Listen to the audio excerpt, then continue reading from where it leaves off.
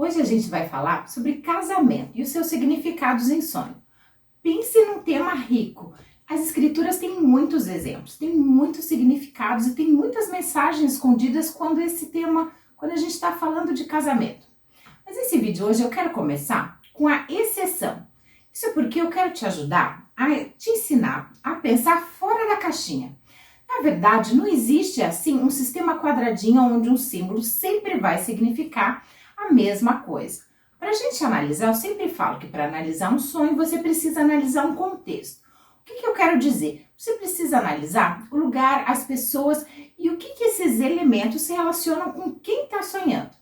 O que acontece é que um mesmo sonho exatamente igual, mas sonhado por pessoas diferentes, podem carregar outro significado completamente diferente. E baseado nesse sistema de casamento, desse elemento casamento, e pensar fora da caixinha, a gente vai usar o texto entre Jesus e a mulher samaritana, onde ele pede água para ela. Então, para falar sobre esse casamento, a gente vai ler João 4, do 1 ao 26. Esse contexto vai estar falando da conversa, do encontro entre Jesus e a mulher samaritana. Eu quero que você analise, que você preste atenção nos detalhes, o que está acontecendo, com quem Jesus está falando, e a gente vai ler esse texto pensando em analisar qual é o tema principal, o que está sendo falado nessa passagem. Por isso, quando o Senhor soube que os fariseus ouviram que ele, Jesus, fazia e batizava mais discípulos que João, embora Jesus mesmo não batizasse, mas sim os seus discípulos, deixou a Judéia e partiu uma vez mais para a Galiléia. Entretanto, era-lhe necessário atravessar por Samaria. Assim chegou a uma cidade de Samaria chamada Sicar, perto das terras que Jacó dera a seu filho José.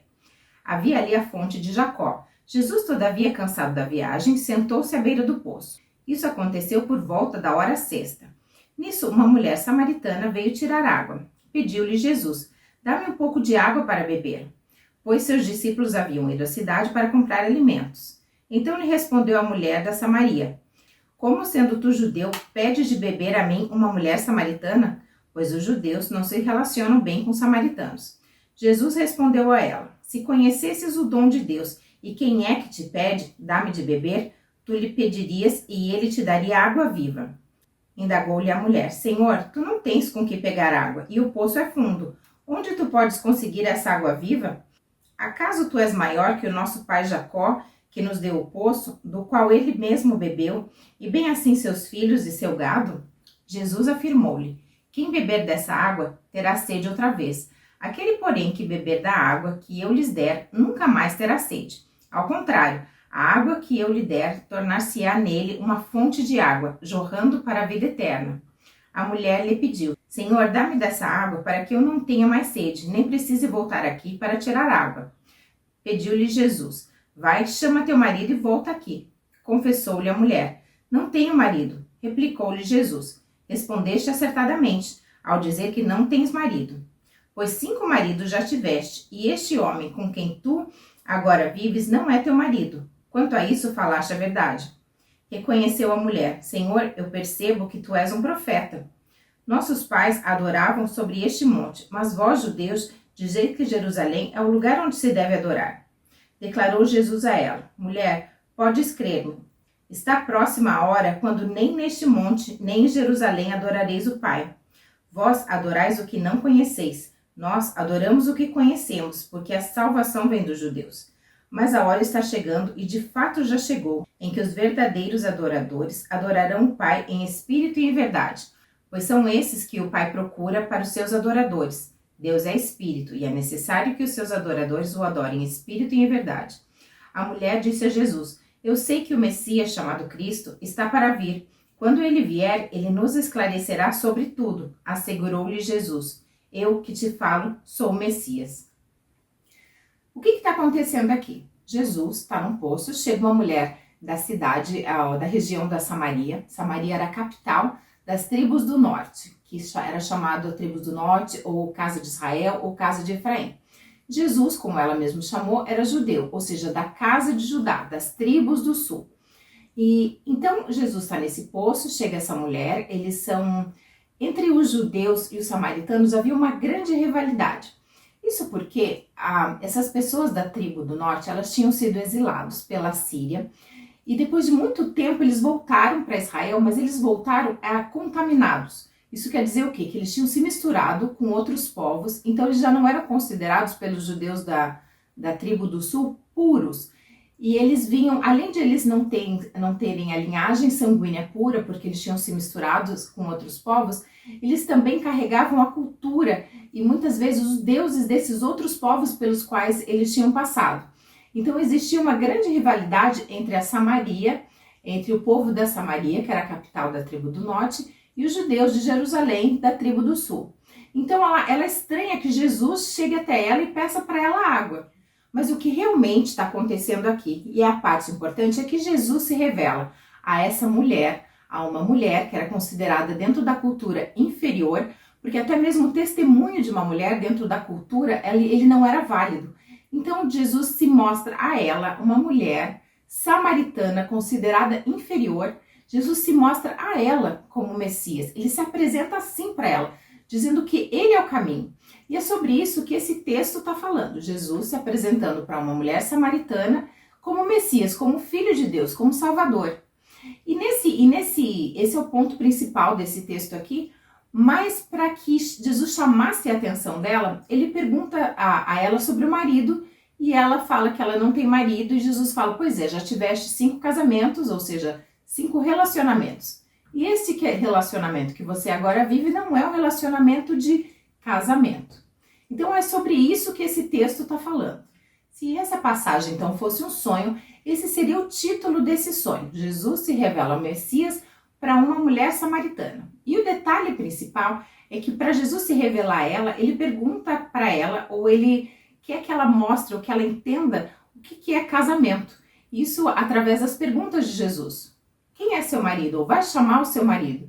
E ela confessa que ele realmente não é o seu marido e Jesus revela para ela, mas você já teve 5 anteriores a esse. Então esse é o detalhe que a gente vai falar aqui e explicar, que é o que eu estou falando, de você, porque você precisa de todo o contexto, analisar o que está acontecendo, o que está sendo te mostrado, e que muitas vezes você não pode se basear apenas no significado padrão de um elemento, mas você precisa analisar um contexto para pensar fora da casinha e realmente entender qual é a mensagem do seu sonho. Esse texto aqui, quando a gente trata desse relacionamento, desses casamentos que essa mulher, desses envolvimentos que essa mulher teve, eles têm níveis de interpretação. E o primeiro nível é o nível que o texto mesmo está falando, ou seja, Jesus está falando que esses casamentos, esses relacionamentos que ela teve, que ela se envolveu, não eram casamentos de verdade e que o atual relacionamento com o qual ela estava envolvida também não era um casamento.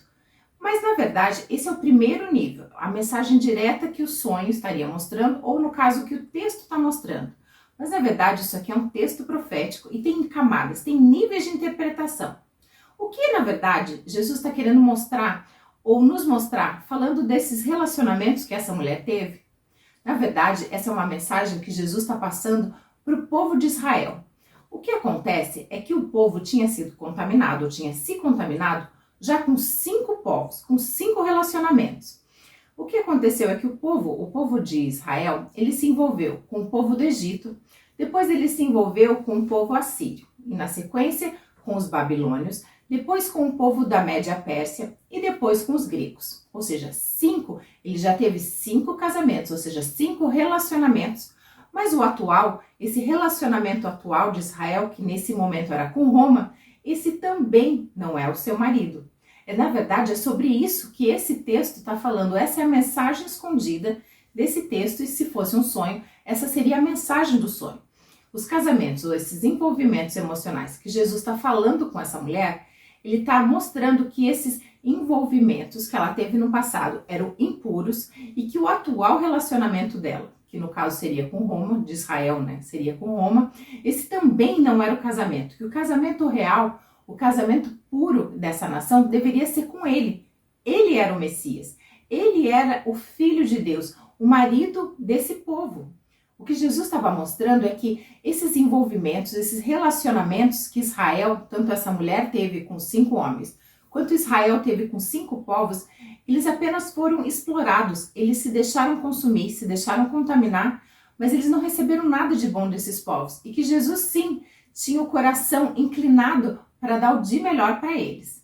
Então, nesse texto, esse tema dos envolvimentos, dos casamentos ou desses relacionamentos dessa mulher, está falando das alianças, dos envolvimentos que, no caso, no primeiro nível, essa mulher teve, e como nação que Israel teve. Falando das alianças, desses envolvimentos que Israel como nação teve com outros povos e que isso não foi beneficial para eles. Se você conseguir entender isso que eu expliquei agora, que esses 5 relacionamentos estão falando dos povos que Israel se envolveu e de Roma, que era o atual povo que Israel estava se envolvendo, esse entendimento vai desbloquear o entendimento do livro de Daniel e também de Apocalipse. Mais uma palhinha aqui dentro desse contexto de Jesus, que a mulher ela vai até seu povo, prega para eles, aponta para eles que ela tinha encontrado o Messias, o povo volta, vem até Jesus e o recebe. E no versículo 40 diz o seguinte: assim, quando os samaritanos se encontraram com Jesus, insistiram em que se hospedasse com ele e ele ficou 2 dias. Bom, a gente sabe, se você já faz parte desse canal, eu já expliquei sobre a criação e os 6 dias da criação, que apontam para 6.000 anos. E aqui esses 2 dias está apontando para 2.000 anos. 2.000 anos em que Cristo está ficando entre o povo gentil. Porque os samaritanos, se você também não assistiu esse vídeo, eu vou deixar o link aqui na descrição. Mas os samaritanos, ou esse povo da tribo do norte, ele se perdeu. E hoje ele é considerado o povo gentil. Nós.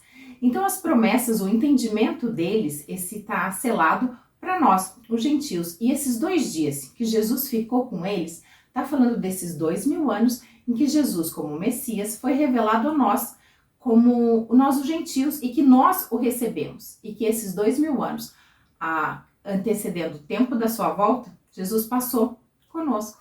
Ficou claro, então, que quando a gente vai analisar um sonho, a gente precisa pensar quem é a pessoa que está sonhando, como esse elemento, no caso o casamento, se relaciona a essa pessoa e pensar esse elemento dentro da realidade dessa pessoa e do meio que ela vive.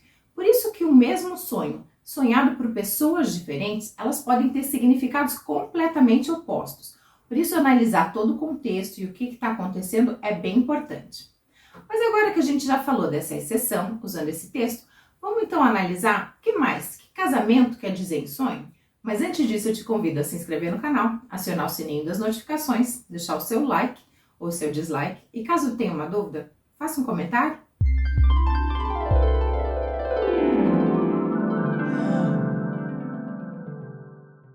Há 2 livros nessas escrituras com nome feminino, com nomes de mulher, o livro de Esther e o livro de Ruth. Esses 2 livros, eles estão falando sobre casamento. Um fala do casamento entre um judeu com uma gentia, e o livro de Esther fala do casamento de uma judia com um homem de outra nação, ou seja, um gentil. Mas o livro de Ruth, em especial, ele conta a história de um homem judeu, que se casou com uma mulher que era gentia. Ela não era apenas gentia, ela era moabita.